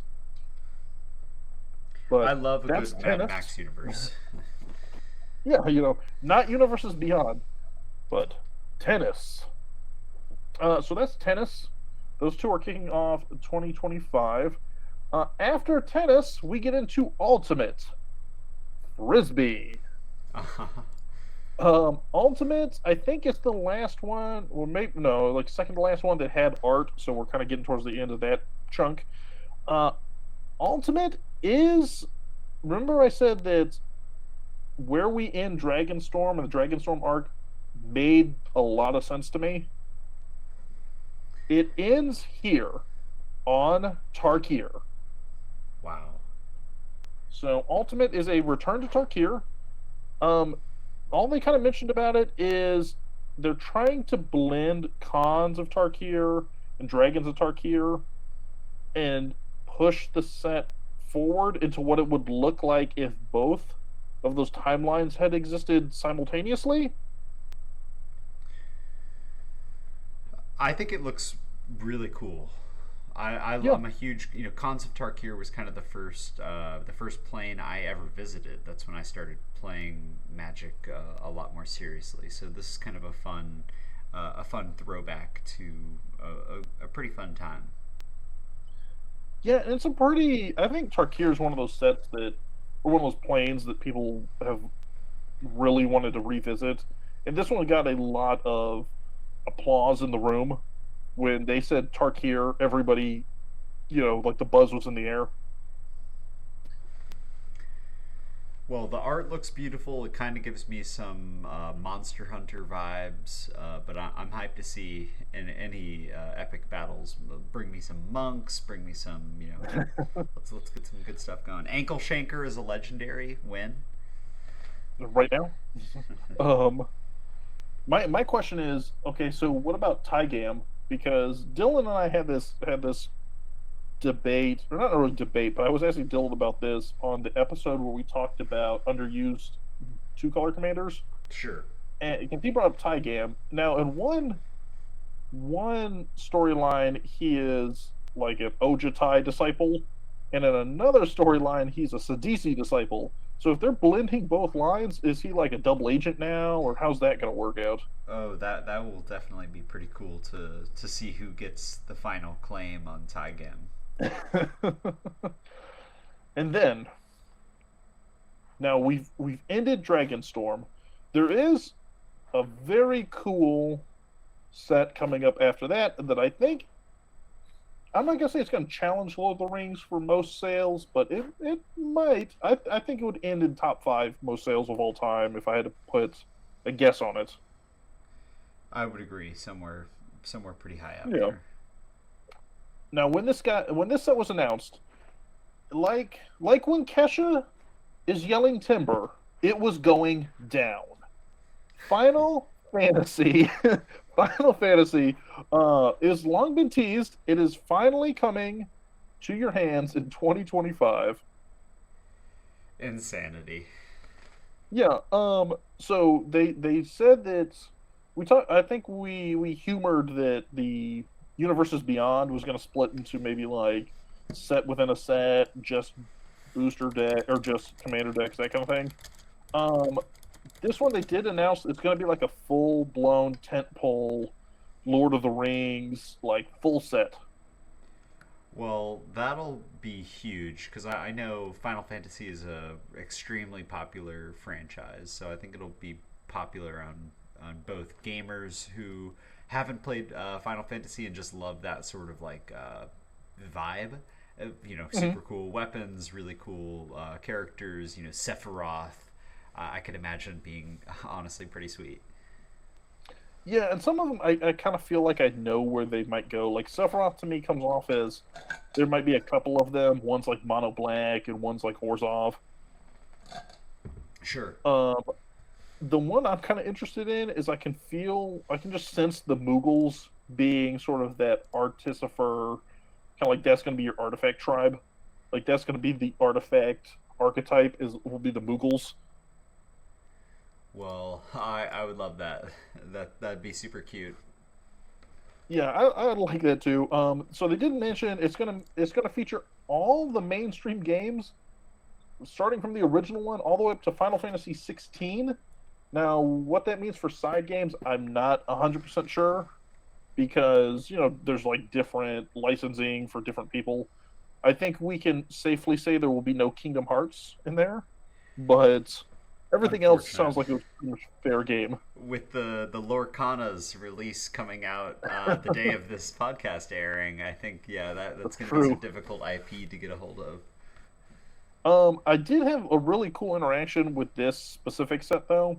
So when we were standing in line, like everyone's turning their tickets in, and everybody else is, uh, you know, standing for photo opportunities with Mark Rosewater. Uh huh. So I would say we're like maybe front third of the line, but still a ways back. Like there's at least 30, 40 people in front of us.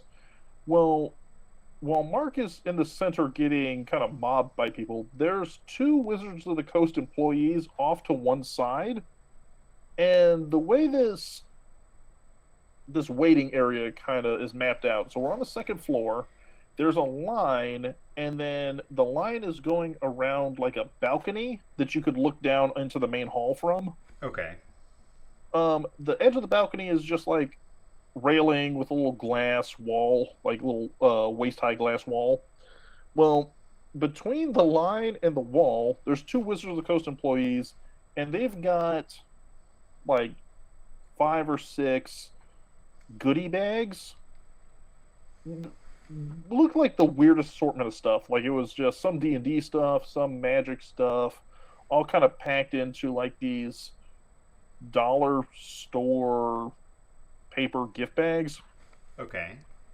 But they're kind of like minding their own business. Nobody's giving them the time of day. Like people are like bumping into them, accidentally kicking their gift bags that are on the floor, just because everybody's eyes are locked on Mark. Like Mark's off to the right, they're off to the left.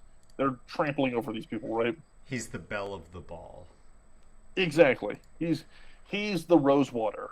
They're nothing. So and the line naturally stops to where we're standing directly in front of these two individuals. And they start to pick up the bags. So Sharon and I take like a step back to kind of give them that space in the line to cut through. And they go, one of them's like, oh, so, we're not ready yet. Basically, we're just trying to organize things so people stop walking all over the merchandise. Okay. So I like to think of myself as like a fairly approachable person or someone that's willing to just drum up conversation. So I like to talk to the people that are getting none of the attention, right? So everybody's fawning over Mark. I want to know what these guys are up to. So I just point blank ask them, so what's it like carrying around Mark Rosewater's baggage? Like you're carrying around all his merchandise, right? Uh huh.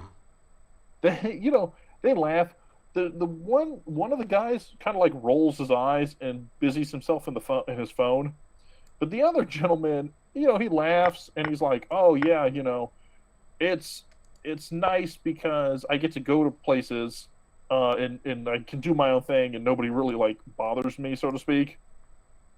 Well, we start drumming up conversation. I ask him point blank, like, "So what do you do?" And I'm expecting that he's just some like PA or something. Uh huh. Like Mark goes somewhere, and then when Mark needs Starbucks, this guy's here. Well, turns out he is one of the lead designers, and he's the lead designer of Final Fantasy, the Final Fantasy set. So he's no small fry. Yeah, he's no small fry. Now, if Mark Rosewater wants Starbucks, he probably still has to go running. But we have like a great 20-minute conversation with him while we're standing in line. Nobody, like the people directly behind us, people directly in front of us, still no clue, pay no attention, nothing like that, right? And we're talking about like their college experience, what's it like working at Wizards. I'm getting the whole scoop, the whole like just we're vibing, we're connecting. At one point, I asked him for spoilers, and he goes, "Oh man, I can't do that because if Mark sees me, he'll shoot me and I'll fall off the balcony." Okay. um, but we're having a whole thing. I even tell him at one point, I said, "Oh, hey, on behalf of the community, I feel like I can't let everybody down, and I need to. I'm supposed to be like picking on you about the pricing of Commander Masters." He takes it fully in stride, and he's like, "No, no, that's not my department. I designed the cards, and then what they want to sell them at, it's not my business. I'm so sorry. Don't engage me on this. Blah blah blah."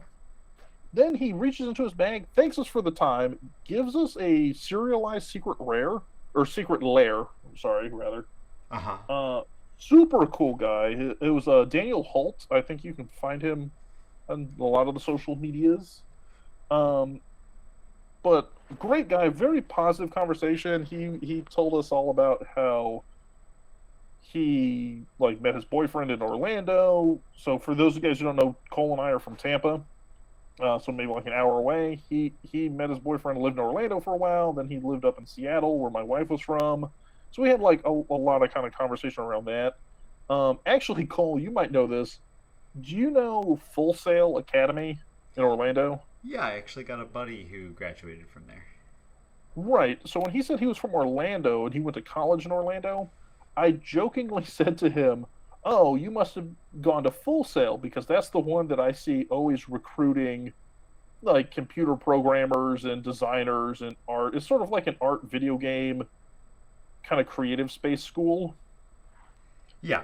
And he told us, "No, he didn't. He went to University of Central Florida, but his boyfriend went to Full Sail to get his master's in business." So we had like a little chat about that. He gives us the secret lair, goes about his way. After the whole presentation is done, I make my move. I see Mark. He looks like he's trying to get out of here. There's a sea of nerds, and he sees his moment to kind of like escape out a back door. So Yeah. I figure, hey, I got to redeem myself. I got to go see Rosewater, get a photo. Now's my moment. So I walk up to him. He's getting bombarded with people that are like, oh, when you mentioned we're going back to Tarkir, can you like give me more detail on this? Can you give me more detail on that? Like they're trying to get the inside scoop, right? Yeah. They're all sticking phones in his face. You can tell he's kind of like not necessarily annoyed, but you can tell he's suspicious of the fact that he might accidentally give out too much information. I just asked him for a photo. Yeah, he's got to be careful. He's surrounded by HR and all these other corporate folk. So I walk up. I just ask for a photo. He politely takes a photo with me, and then I ask him, "Can I ask you a question about this presentation? Can I ask you a question about the reveals?" Right? Instantly, you can tell his smile. Now he still had a mask on, but you can tell his smile went from like it just turned off from the photo. Like, what do you want to know? Like he instantly was like, "Oh, you're another one of them," right? And I just asked him, "Well, can you tell me what Daniel, the designer, we just said, hey, we just met him in line. He seemed like a very nice guy. Really enjoyed our conversation. Could you tell me what he designed out of this entire set, right?" Because at the time when I had met Daniel, he hadn't mentioned that he did Final Fantasy because Final Fantasy hadn't been formally announced yet. Right. He just said that he had worked on some things that I would see in the presentation. So I asked him what he does, and Mark, his demeanor that had like turned off, the light switch turned right back on because he was so excited to talk to somebody about design that wasn't necessarily trying to like claw nuggets of wisdom out of him for content purposes. You know what I'm saying? Yeah. So he goes to me, "Oh, well, Daniel designs the nameplates on the cards. Like, when you look at a card and you go, wow, look at that fancy border around the nameplate. That's what Daniel designs. Now, to So, me, underselling him. yeah, underselling him. Now, to me, I'm like, I don't know. When I met him in line, he said he was lead designer or something, right? I didn't say this to Mark. I'm just thinking this. He said he was a lead designer. What do I know? Mark says he does nameplate design. I'm going to take him at face value. I don't personally know what he does. But then we go to the end, and he's in the back of the room, like Daniel's in the back of the room. So I figure, hey, he's a nice guy. I'm gonna go thank him again for the secret lair, um, and just like say goodbye, so to speak. Which seems kind of weird because he is, in essence, a stranger. But I want to be polite, and again, I was very appreciative of him taking time to talk to us. Yeah. So I walked to the back. I asked him for a photo. I did get a photo with him, and I said, hey, do you mind if I just take a photo with you? Thank you again for the secret lair. I talked to Mark, by the way, and I asked him what you did, and he said you designed the nameplates, and I think that's really cool. Because in my mind, okay, he designs the nameplates. I'm going to compliment him on his work. They are very nice nameplates. I mean, for what it's worth, I guess. Well, he goes, oh, I didn't just design the nameplates. I designed the entire set. Yeah, he's not getting enough credit. Yeah. So he's not getting enough credit, and or Mark Rosewater's trolling him epically. Uh-huh. So he's like, I'm gonna let this guy have it that he, is underselling me because I should be leaving this thing getting just heaps of praise because I'm designing Final Fantasy. It is going to be the most beloved set in all of Wizards of the Coast history. But just like a funny interaction, which I think really makes these events because you could sit through a PowerPoint slide on all of these and go, oh, well, that was interesting. But for me, meeting the people behind it is a little more fascinating, I think. Yeah. Um, but that was my little tangent on Final Fantasy. Now, we do have a couple more sets, so we're still in 2025. But after Final Fantasy, after you've gotten your fill of Moogles and Sid and Sephiroth and Cloud and Yuffie and the whole gang, once you've gotten out of Final Fantasy VII and you realize there's 9 future Final Fantasies to get through, we go into volleyball. Now, they did mention volleyball kicks off the 3rd arc in the storyline, but the name has been redacted, so we don't know what the name of this arc is, presumably because it's some big teaser for something we're going to learn in the first 2 chunks. All they mentioned, it's sci-fi, and it's going to be in space. Those two things go well together. They do go well together. He made a big point of saying that this is going to be the first set that Magic's ever been in space, if you don't count Unfinity. Yeah. Yeah. He did say if you don't count Unfinity, because they don't count Unfinity, which is weird because I'm pretty sure he was the lead designer on Unfinity. Either way, sci-fi. Now, when they say it's in space, I don't know. I don't know how that fits into the Magic the Gathering planes element. Is space its own plane? Is space... if we say Dominaria is a planet on a plane, is the space part of the plane of Dominaria? I don't know how that works into things. Space is the plane between the planes. Yeah. When they're planes walking, this is what they're walking through. But yeah, so space seems cool. That's literally all we had from it. Then we're gonna go into wrestling, from volleyball to wrestling. This one got people very excited for very little information. So they told us one piece of information, got a huge cheer, and then essentially they bowed out of it and moved on, which is we're going to Lorwyn. Ooh. Cue the applause. Which I think, to be honest with you, outside of Tarkir and Lorwyn are probably the two most, I'd assume, are the two most requested revisits, like planes to revisit. Uh-huh.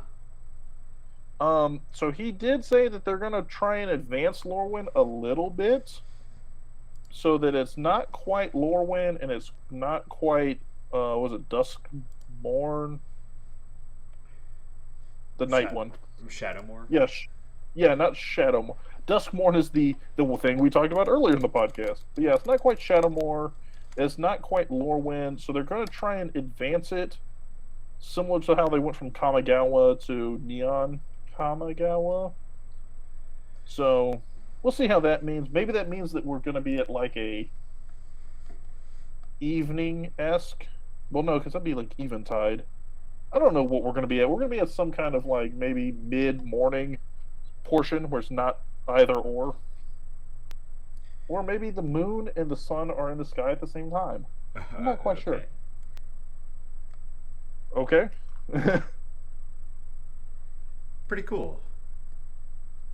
Yeah, it's interesting. We're returning to Lorwyn. I think that's going to be a fun set when it starts to get teased, because there's a lot of cards from those two sets that still see a lot of play, especially in Commander.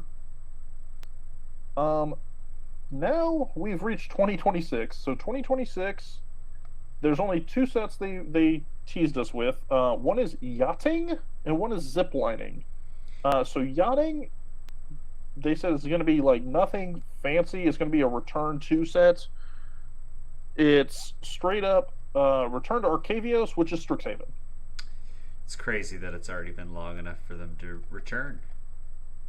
Yeah, now what I thought was interesting, and this could change because they said a lot of direction on these sets might change a little bit, is when he said it's going to be Strixhaven again, he specifically was like the same schools. It's going to be, the schools that you enjoyed in Strixhaven is going to be those schools again, which threw me off a little bit because I could see them going to Strixhaven and it being the other 5 pairings, but I guess not.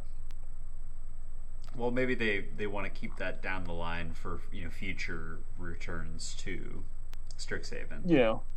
Yeah, but he specifically brought up like it's going to be the same like Lorehold and Witherbloom and all that stuff. But I'm excited. I'm a big Strixhaven fan, so going back, I'm all for that. And then last but not least, we have a zip lining, which is going to end this overarching storyline. Now, we didn't bring it up at the beginning, or I didn't bring it up at the beginning, but he did say that these story arcs, now that they've finished the Phyrexians, are going to be about 3 years at a time. That's their plan moving forward, is to have 3-year story arcs. That's kind of cool. Yeah, so ziplining is going to wrap up that story arc. He said, this is literally what he said. It's going to have a big, huge villain. Can I tell you about it? No, that would spoil too much. It's going to be on this awesome, amazing plane. Can I tell you about it? No. It's going to have really amazing mechanics. Can I tell you about them? No. Because everything would be so spoilery at this point. It would give too much away. So the only 2 things he could really give, or 3 things, I guess. So number 1, it ends the storyline.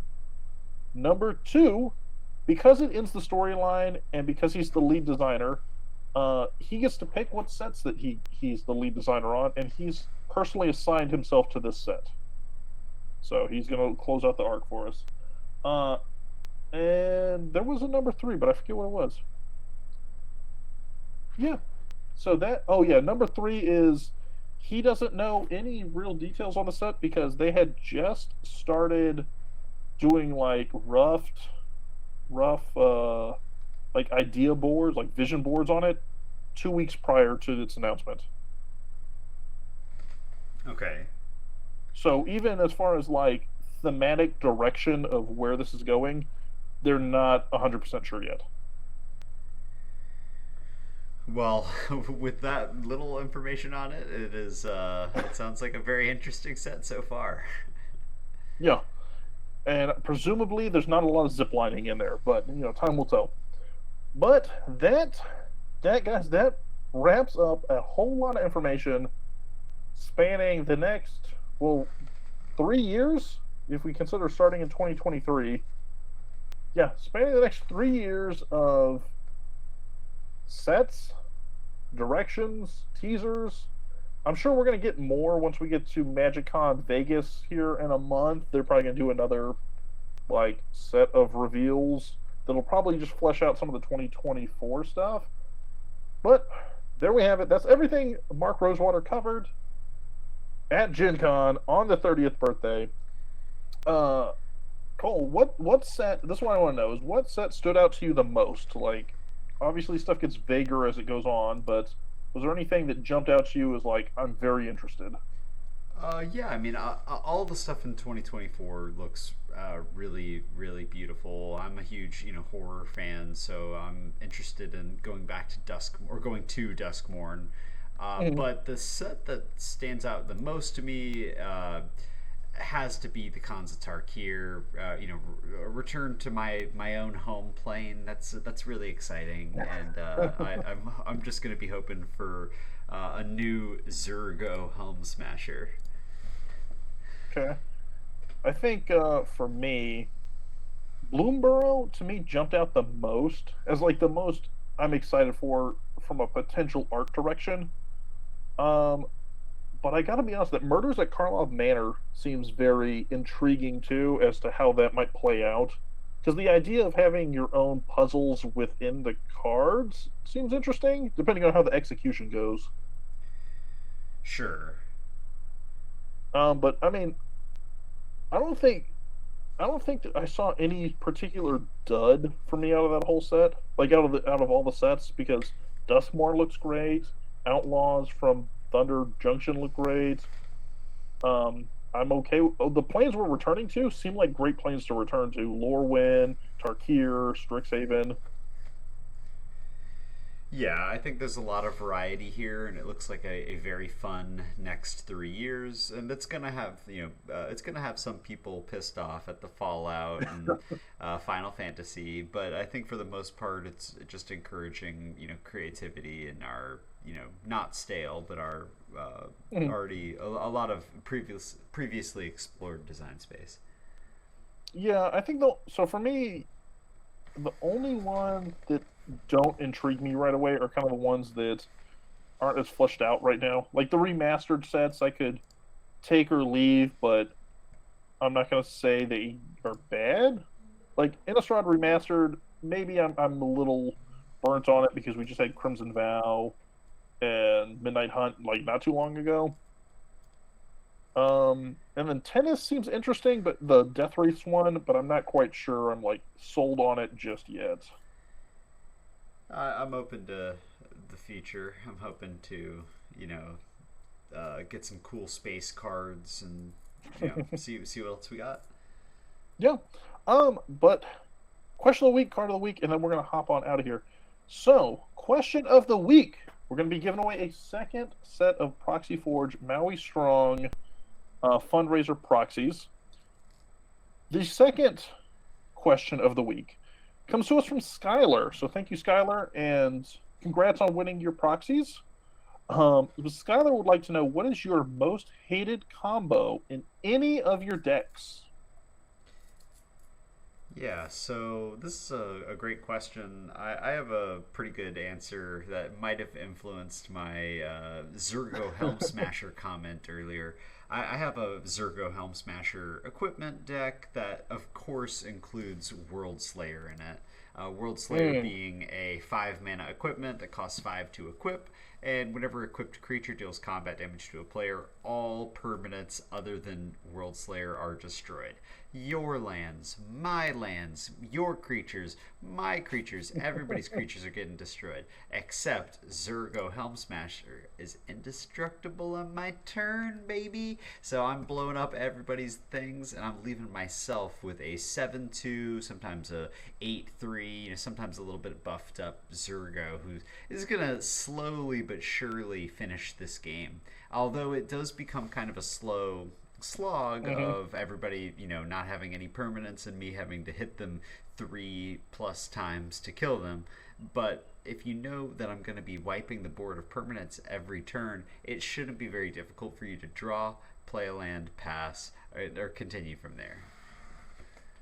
Now, I will say, though, the last time you played that against us, I believe we sat there for like 4-ish turn rotations because everybody just started trying to top deck.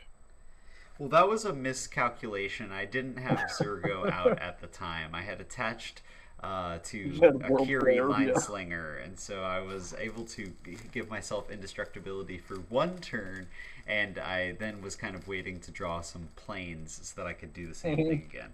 But that's neither here nor there. Okay. I think for mine, it's one that you guys might have seen me play online, which is Robe of Stars on Galea, because I love to load up Galea and just go Voltron with her, and then Robe of Stars just makes it really difficult to interact with me. So it's a simple, like, little 2-card combination, but everybody that ever plays me with my Galea deck has mentioned how much they hate Robe of Stars. I got no issues with it. I think it can it can be responded to. There's definitely answers there, but it is a pretty sweet protection piece. Yeah, it's very nice. I'm gonna start working on a Light Paws deck here pretty soon, and that's on the short list of things going into Light Paws. But that's question of the week. Skylar, once again, thank you, and thank you for your support. Card of the week, Cole. What do we got?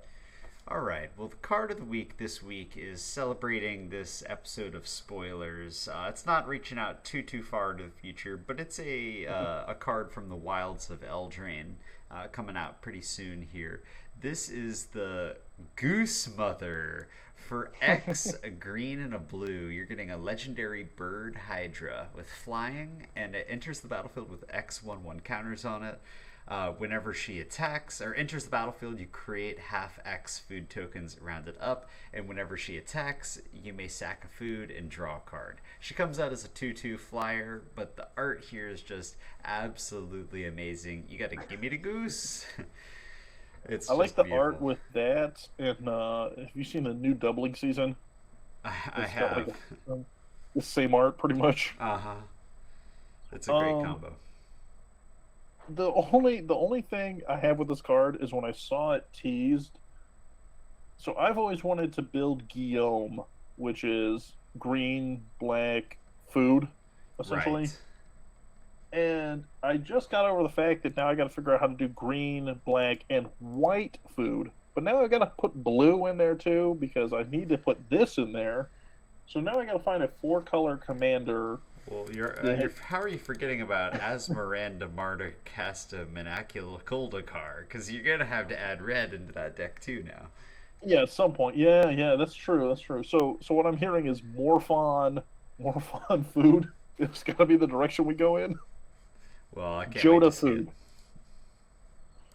All right, guys. But thank you for making it to the end of the episode. This wraps up a long spoiler episode. Hopefully you enjoyed it.